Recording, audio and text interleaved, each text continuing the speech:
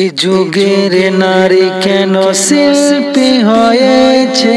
পর্দা ফরজ খোদা কোরআনে বলেছে। এই যুগের নারী কেন শিল্পী হয়েছে? পর্দা ফরজ খোদা কোরআনে বলেছে। মুখের আওয়াজটাও পর্দা করো, মুখের আওয়াজটাও পর্দা করো, না হলে জাহান্নামে চলে যাবে। এই যুগের নারী কেন শিল্পী হয়েছে? পর্দা ফরজ খোদা কোরআনে বলেছে। পর্দা ফরজ খোদা কোরআনে বলেছে।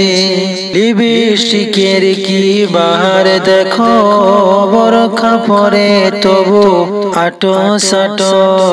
ইউটিউবে তার দেখো ভিউটা কত মধুর বাণী আছে কোরআনে দেখো। এমন ভাবে যারা গজল ছাড়ে, এমন ভাবে যারা গজল ছাড়ে, হিসাব দিতে হবে কঠিন ভাবে। এ যুগের নারী কেন শিল্পী হয়েছে?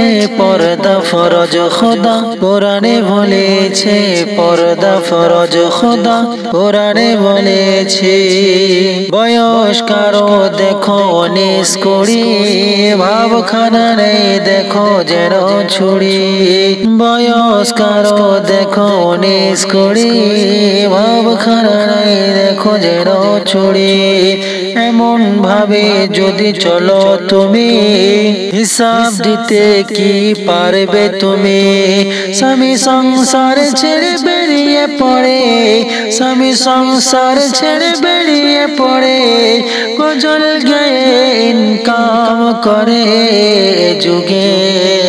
এ যুগের নারী কেন শিল্পী হয়েছে?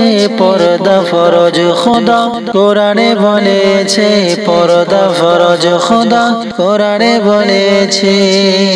মুখের হেজাব খুলে মঞ্চে ওঠে, গজল গেয়ে কত নাম হয়েছে।